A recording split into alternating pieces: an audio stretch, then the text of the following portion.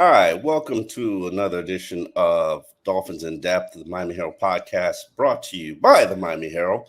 I am your columnist, Omar Kelly, and I'm joined by Barry Jackson. Welcome, Barry. We took a hiatus yesterday, primarily because I am sick. I'm feeling underneath the weather, but we're making it today, Barry. Today was the first day of joint practices between the Atlanta Falcons and the Miami Dolphins.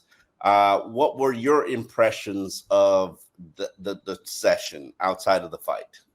Outside of the brouhaha, which was instigated by Drake London. He had the Falcons' best offensive play of the first hour of practice, a 20-yard pass. Then, for whatever reason, he pushed over Ethan Bonner. What did Ethan Bonner do to him? And then Elijah Campbell responded and hit Drake London, and then Chop Robinson seemed to get on the ground. Was pushed over by a Falcons player. The benches emptied, even though there were no benches, so it was a fun little brouhaha. But as far as on the field stuff, I'll tell you what really encouraged me, Omar. This run defense I had serious doubts about when we got to the third week of March, and all we saw on the roster replacing Christian Wilkins was a bunch of journeymen. Remember, at that point, the only players they had signed were Benito Jones, Neville Gallimore, Jonathan Harris. Since then, they signed Calais Campbell, who obviously changes everything, playing alongside Zach Sealer. We've seen Tier Tart added since then, and Tart's had 3 good practices in a row after a very weak start to camp. And they bottled up the Falcons' rushing game for the first 45 minutes of practice today. Falcons' first 10 plays today gained fewer than 10 yards. Now, Atlanta did make some plays with Bijan Robinson, Michael Penix in the passing game later on, but it was fairly balanced for the last hour. But in the first 45 minutes, the Dolphins bottled up the run against a good Atlanta offense. That left me encouraged. On the other side, who said they're good, though, Barry? Atlanta offense. Well, I would say from a skill position standpoint, obviously with Drake London and Kyle Pitts, who remains underutilized, and Kirk Cousins, who's still showing the effects of the Achilles, and Bijan Robinson, this is an above to slightly above average NFL offense. So the fact the Dolphins bottled up the run left me encouraged. But on the other side of the ball, you noticed something that made you not only queasy, it made you actually a little irritated and concerned. Please tell me about that. Outside of, from an offensive standpoint, love the 49-yard pass from Tua to Tyreek. That's just become a staple of the offense. If you can't catch it with your pants down, they're going to beat you deep. And that's one thing. They got the right look that they wanted. They took advantage of it. That's great. I think that they could do a little bit better from a run game standpoint. Obviously, you're not tackling to the ground. It'll look different when they're in the exhibition season as opposed to just maybe a scrimmage situation. But offensively, from an offensive standpoint, I did not like what I saw from the offensive line, and I've been patient. I've been guardedly optimistic. I have been hopeful. But right now, I'm best way to put it is I'm just concerned. I'm right where all Dolphin fans were entering the season when Mike McDaniel and Butch Barry and Chris Greer would give you the speech like, "Hey, you're way more concerned than we are. We believe in the growth and development of our players. We believe people are going to take the next step." And I'm looking at what I'm watching from Liam Eichenberg and Robert Jones and saying, good enough? Probably not. Well, we're hoping Isaiah Wynn gets back and gives the Dolphins what he gave them the first 7 weeks, which was elite pass protection and pretty good run blocking as well. Here's a question for you. So obviously, Drew Rosenhaus, has shared, obviously, with the national media that negotiations with Connor Williams have progressed and are in advanced stages with Baltimore and with Seattle. So I know fans are asking this. Remembering how good Connor Williams last year was before the injury, knowing the Dolphins now have $35 million in cap space after Tyreek Hill's restructure, do you make a late play for Connor Williams and move Aaron Brewer to guard? I know Aaron Brewer's been a center the last year and a half in Tennessee. He was a competent guard. They spent a fairly large amount of money on Aaron Brewer, so they're not going to divorce him at this point. You're pretty much stuck with him. And he's a good run blocker. Obviously, he's had trouble in pass protection, and his snapping issues have been somewhat disconcerting in camp. Do you make a play for Connor Williams? I would, but I'll tell you something that stuck with me, Omar. When I asked Chris Greer in the season-ending press conference, I prefaced the question by saying, it looks like your offensive line play began to diminish against Baltimore and Buffalo, coinciding with the loss of Connor Williams. And then Greer interrupted and said, essentially, there was no relation between the two. He did not think that the offensive line regressed after losing Connor Williams. Greer's response to that made me think that he did not value Connor Williams, fairly or unfairly. This was my take, that he did not value Connor Williams perhaps quite as much as we all did. Now, maybe that's the wrong conclusion on my part, but I just thought it was funny that Greer jumped in and said, no, our line didn't get worse after Connor Williams left. So this is a long way of saying, yes, I would pursue Connor Williams. I would move Aaron Brewer to guard. Now's the time to do it. You got $35 million in space. The line needs improvement. Am I crazy for saying this? I think you're crazy for believing that Connor Williams is healthy and is an NFL starting caliber guard.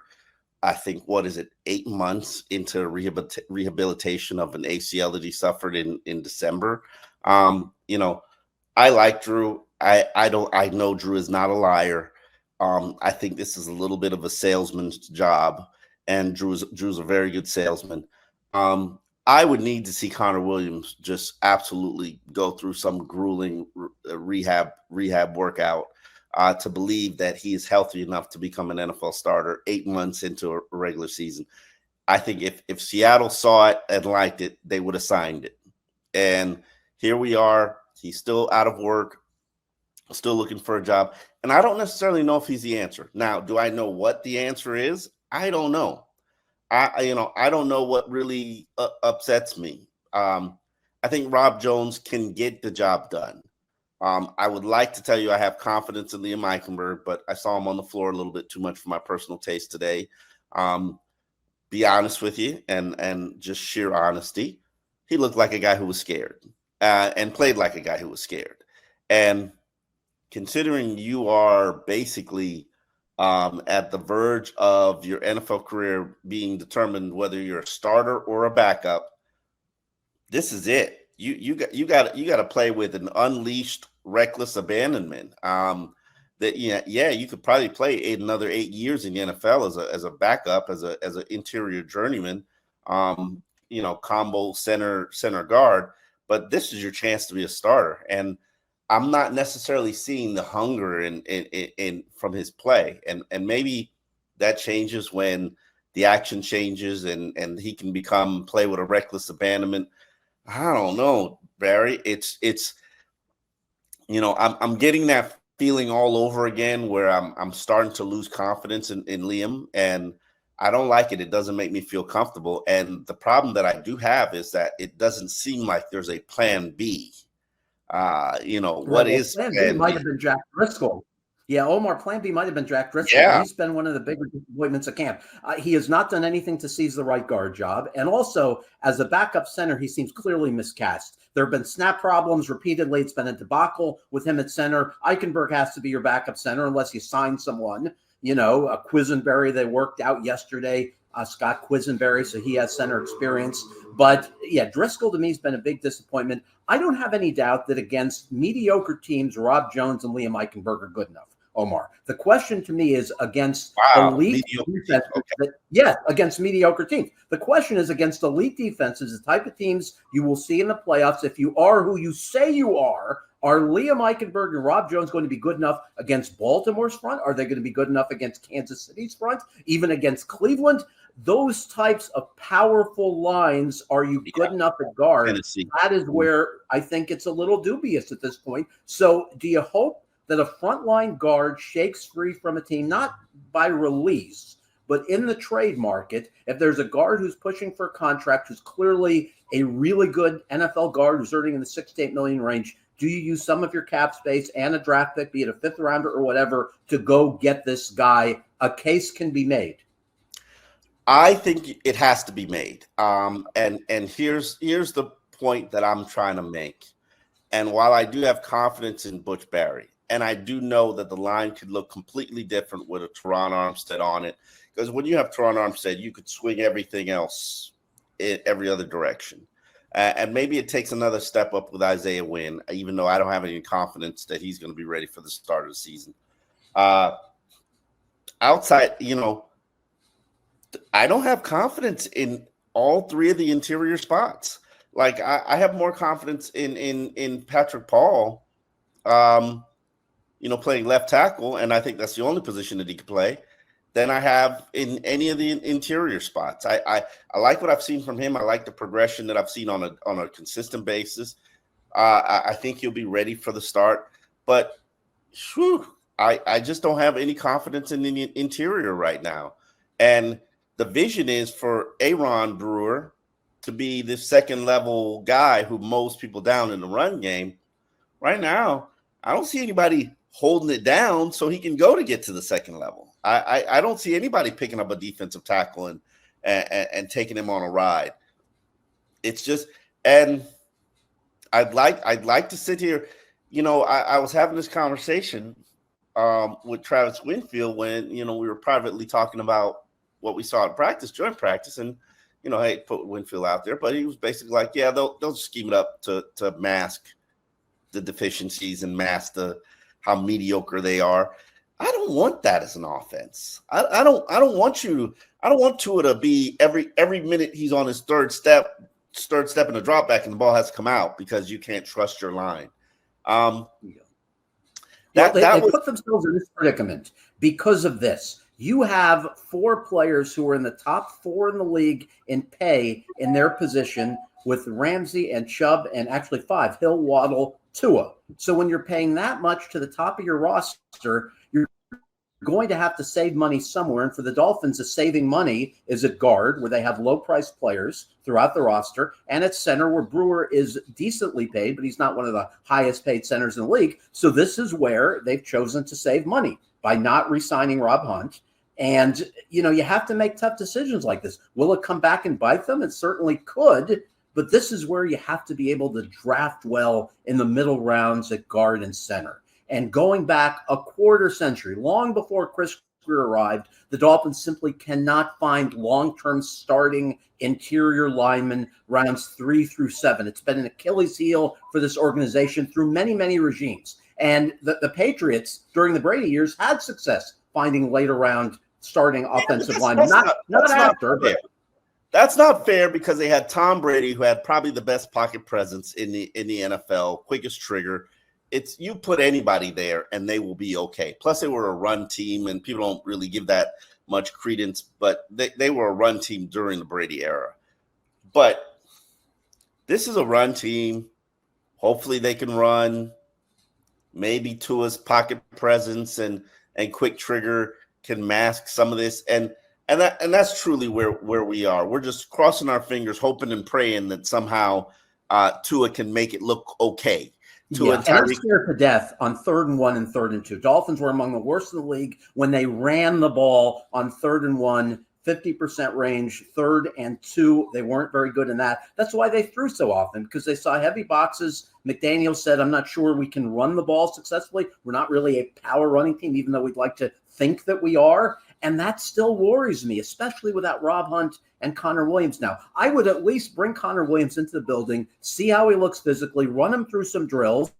And then if he is what we saw last year when he was an elite pass blocker and a very good run blocker, I would make an attempt to sign him. I'd make sure you have a comfort level with Brewer going back to guard, because Connor Williams is the one you want at center, because that's where he's had the most success in his NFL career after moving over from guard, where he played 4 years in Dallas, to center with Miami. If you have a comfort level with his health, I would spend the money on him as long as it's reasonable. Move Brewer to guard, assuming that Butch Barry and McDaniel and Frank Smith and Chris Grier have a comfort level with Aaron Brewer at guard. That's what I would do if I were the Dolphins, at least bring Connor Williams to check him out. So, but I don't know if it'll happen, but it's something I think that bridge has I think that bridge has been burned. I don't think I don't think it's something that's going to be explored. And, it seems like as if they've moved on, and I don't know if they're willing to revisit it. I think their Brewer is their center, and I don't know if they'll consider anything else other than that. I think it's more realistic that they could go out on the market and find a guard who is overpaid by his team, who team's already got a replacement for him, and maybe it's been a regime change, and just make a trade for a late round pick, add an extra body to the interior of the offensive line. I mean, right now, I just I see I see a lot of backups. I don't see any starters. Yeah, and you see backups you're not even sure should be on your 53. I mean, with Driscoll and Cotton and Chase and Hines, should these players necessarily even definitely be on your team? I know Driscoll has a body of work in Philadelphia. He was a serviceable lineman. But to me, you're counting on Liam either as a starter, and God forbid if Brewer goes down and Liam has to play center, who the heck's playing right guard for you? So that's why I think we're both in agreement that they need to go out and acquire a guard. I'm not saying they have to spend $8 million, but to me, over the next 3 weeks, you find the best available guard in the trade market and you go acquire him. So that's one worry. Now, on the good side, at least we saw a few things offensively that were encouraging. We saw River Craycraft once again catch everything thrown his way. To me, he is the guy who has solidified his roster spot as much as anyone offensively, Omar. I think he's solidly in there right now in your top 5. What else offensively impressed you today on a day that, as you said, the offensive line wasn't very good? We saw Tua to Tyreek for the long throw. Tua got picked once by Hughes. Anything with the running backs or tight ends stand out to you? I know Julian Hill has had a good camp. He continued that today at tight end. Yeah, I definitely like what I've seen from the tight end position. Tanner Connor, he's a guy that's really impressed me. I'm not sure he's not on my 53-man roster. I don't know how that complicates things. I think he's outperformed Jordy Fortson Jr. just head and shoulders better than him. I like what I saw from Patrick Paul. I think he's consistently getting better progression on a daily basis, which is what you want to see from the rookies. The run game, I expect a little bit more from Jeff Wilson. I think he's got a lot of opportunity, a lot of run. I didn't see that burst or that fight from Jeff. I think he's, maybe it was a down day. I've also haven't seen it from Savon Ahmed. I came into this camp expecting Savon Ahmed to take that next step, to take a jump and show you that, hey, I'm ready to be a featured back. I have not seen that yet. This is still Raheem Mostert's team. Wait, are you talking about Ahmed who's in a boot, or are you talking about Achane? Devon Achane. Yeah, I know you're not feeling well. So you accidentally said Ahmed, who's still in a walking boot. He came back from the foot, then he apparently had some setback. But you're right about Achane. He seems an uncomfortable receiver at times out of the backfield. I wish his hands maybe were a little better. Catches aren't necessarily clean. Obviously, he's immensely talented. He's got the speed. He's got the lower body strength and power, which will always be somewhat underappreciated. Solid blocker, too. Solid pass protector. I would love to see him better improving his hands. I think one of the highlights from practice and still to this day was a moment where he dropped the pass and Javon Holland went to check on his hands for him, and just talking a little bit of trash and I think I think he can step up. I thought he was the top performer in OTAs, the whole offseason program, and I just haven't seen it translate to the game because right now he's got plenty of opportunity. Raheem Mostert barely practices on a daily basis. He's dressed, he's there, but Raheem might get 5 touches per practice as we know he's being kind of preserved for the regular season. And another guy, Chris Brooks. I know there's more there. I just haven't really seen it come from Chris, and I think he's got prime opportunity right now in the exhibition season because he's the last back on the totem pole, so he's going to get plenty of opportunity to go out there and finish out games. So I'm curious to see what happens there. Braxton Berrios is not working, likely because of an injury. Eric Uzukama is not working. Jalen Waddle today is not working. This is a great opportunity for young receivers to step up and show that they belong on not just the 53, because I think the N is pretty crowded on the 53, but show they belong on the practice squad. And anybody stepping up for you, Barry? Well, in the battle for the 6th receiver job, if you assume that Beckham's going to be healthy for the regular season, and we're assuming, but no one knows for sure, obviously your top 5 appears now resolved with Berrios and Craycraft as 4 and 5 in whatever order. So to me, the best of the contenders for the 6 receivers has been, drum roll please, Braylon Sanders. He's been here 3 years. He's making plays. He's been reliable. I put him ahead of Anthony Schwartz, who's had several drops. I put him ahead of Malik Washington, who's really had an uneven camp as a 5th rounder. Now, I know they're unlikely going to cut Malik Washington. He spent a 5th rounder. They're going to keep him around. So that probably stacks the decks toward Malik Washington ahead of Braylon Sanders. Snead had made some good plays early in camp, but had 2 drops today on Tuesday, first day of the joint practices with the Falcons. And Ezekam has been injured with no indication of when he'll be back. McDaniel gave us no idea yesterday if we're going to see him in days, if we're going to see him in weeks. All he said is it's unrelated to the neck injury that he had last season. So at this point, Braylon Sanders to me is number 6. I doubt he makes your roster on the 53 because you can't be cutting Malik Washington months after drafting him in the 5th round. So that's one interesting battle to me. And then number 4 tight end is interesting. Fortson had 1 good day of practice so far. It was Monday. He had 5 catches, including a touchdown. Tanner Connor has outplayed him otherwise. The question is, if you keep a 4th tight end, is it Connor or is it Fortson? Julian Hill, to me, has solidified the number 3 tight end job. And as far as running back, with Ahmed in a boot again, if they were to keep 5 behind Mostert, Achane, Jalen Wright, and Jeff Wilson, it's either going to be Chris Brooks or it's going to be someone off the street, or maybe they just don't keep a 5th. Because it's hard for me to envision that Ahmed's going to be healthy enough to play to start the season. Maybe he will be. You wish your young man well, but at the moment he's not able to do much of anything except walking around with a protective boot. Yeah, Ahmed is a perfect example of why you probably should leave a guy on the PUP, because they took him off the PUP and then practiced him, and then he's back in a boot, and you lost your opportunity to stash him for an extra roster spot. And he'll probably have to begin the year on IR or be waived with an injury settlement and potentially come back. This coaching staff is a big fan of Ahmed, so I wouldn't be surprised if he's on the 53. He's probably going to be one of your 8 IR designated to return guys. But he's still going to have to make the initial roster. So, that makes it a little bit more complicated. It's a toughie there, especially with your offensive line, because I think you have to keep 10 offensive linemen. I think this is just a day and age in the NFL where if you've got a decent offensive lineman who belongs in the NFL roster, like a Keon Smith, that's what kept him around on 53 all year last year, was he was decent. They never broke the glass in case of emergency, but you're gonna have to carry 10 offensive linemen. So that's going to make some of these decisions pretty tough on you. And guys like Braylon Sanders, Malik Washington, Savon Ahmed, Chris Brooks, they could be in jeopardy. You might have to see if Chris Brooks passes the waiver wire, passes through the waiver wire.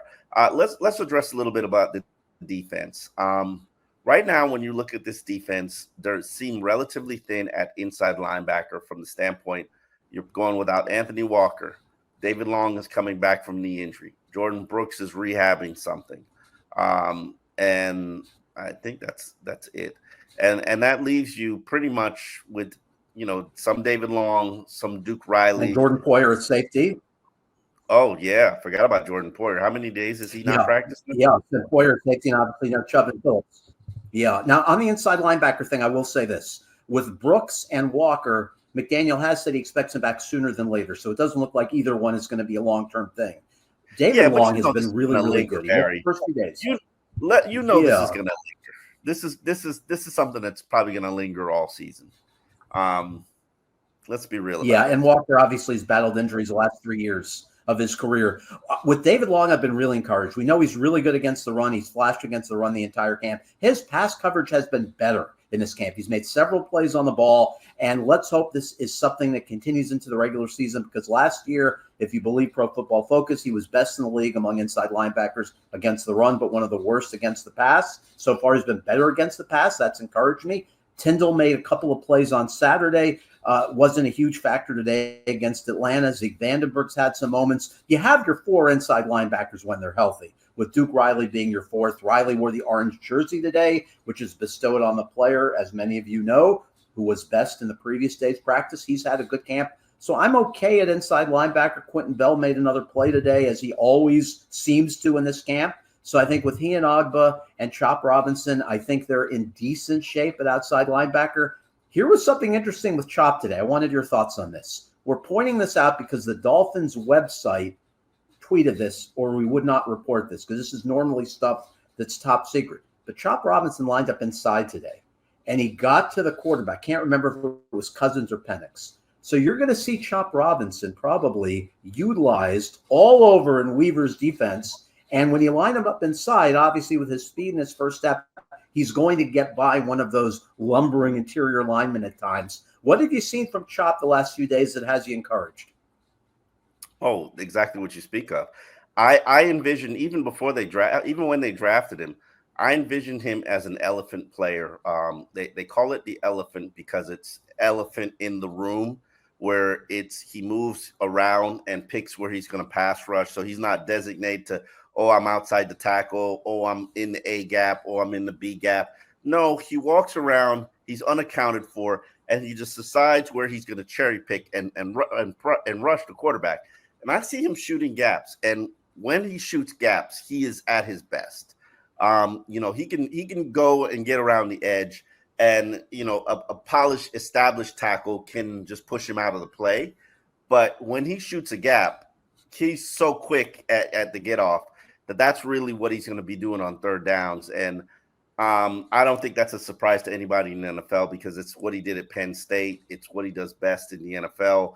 And I do believe that no matter what, even with Phillips and Bradley Chubb, that would be his role. I think he's an elephant. He's an elephant player. I think he's getting better at setting the edge. I think he's working harder at it. He has a better understanding. And that's the one thing about the rookie class. You could see their progression. And that's the very encouraging thing. You want to see growth, and you're starting to see that from this rookie class. Yeah, especially the top two picks with Chop Robinson and Patrick Paul. Clear growth in the past week. Malik Washington's been a little bit better after he told me Friday. Yeah. He's been very disappointed. He's been better the last couple of days. Jalen Wright's had some good runs, so that's encouraging. Mo Kamara was out today. He's apparently injured, so he was not participating in day one of joint practices. Defensive backfield wise, I thought it was a pretty good day. Kirk Cousins completed 17 passes, but most were underneath. He had only one completion over 20 yards to Drake London. Penix did some damage late. He threw 2 touchdown passes. He didn't dominate the Dolphins defense. He did have some success late. I thought the defensive backfield was decent today. We keep seeing Jason Maitre, the undrafted Wisconsin rookie, making some plays. To me, he's been the best of the undrafted rookie corners ahead of Isaiah Johnson. And here you're seeing Elijah Kittle and Marcus May get chances. Campbell's epitomizes to me the toughness that everyone on this team talks about. He's a tough guy. He's smart. He studies. You'd like to see Elijah take the next step in his career. Yeah, I think Elijah Campbell. Your comfort level. Yeah, you're breaking up. You're breaking up there, Barry. I'm sorry. To summarize what I think you're trying to say, Elijah Campbell's a young player who's settled into the safety. He's a former cornerback, special team standout, settled into the safety position. I think right now he's the number 3 safety. I don't even think it's even a competition for that. Ahead of Marcus May. Yeah, ahead of Marcus May. Interesting. So, yeah, I think they'll work together in the exhibition season, and who knows what Marcus May brings to the table when he has a better understanding of this defense and probably gains a little bit more comfort and familiarity with it. But yeah, no question about it. I think Elijah Campbell's been one of the more impressive guys in terms of what we've seen in training camp. And one other thing I want to quickly touch on today. We hear this every day. Calais Campbell talked to us afterward about we want to be known as tough guys. Here's my question, Omar. Can a team will this into existence? Can they suddenly become known around the league as tough guys because they say it over and over and over? And there are some tough guys on this roster, but is this a doable objective? Yeah, because there's so many changes to the roster. There, you can create your own new identity. And who's to say that, your soft and finesse team, if everybody knew your leadership is what sets the tone. And I think, Jalen Ramsey's certainly not soft. I don't think Calais Campbell has a reputation for being soft and tentative. Teron Armstead certainly doesn't have a reputation for being soft. So it really comes down to your leadership. And I don't know. I heard Mike McDaniel say something that yes, they inherited the 24-year problem. They inherited, but a lot of this roster is new, and they have the opportunity to create their own identity and set their own trends. And I do believe that they have the talent, the makeup, and the tenacity to sort of change their identity. Now, ultimately, it comes down to how they play against upper echelon elite competition. And do they wilt when they get punched in the mouth, just like Jordan Poyer said? We won't know that until they get punched in the mouth and see how they respond. But in terms of the leadership, I don't see Tua as a soft player. I certainly don't see Tyreek as a soft player. Maybe they buckle to pressure at times during their career, especially last season, but that doesn't determine or identify who they are as players to me. Yeah, I'm with you on that. Overall, today I had the nice throw to Tyreek. I think it was a good first step, but as you said, one negative takeaway of the day is you need your offensive line to play better, especially the interior of that line. And thanks for being a trooper, being sick, and getting through this podcast. Impressive stuff, Omar Kelly. Thank you, Barry. We will be back tomorrow. Another episode of Dolphins in Depth, wrapping up day 2 and getting you ready for the preseason game on Friday against the Atlanta Falcons. Thanks for watching.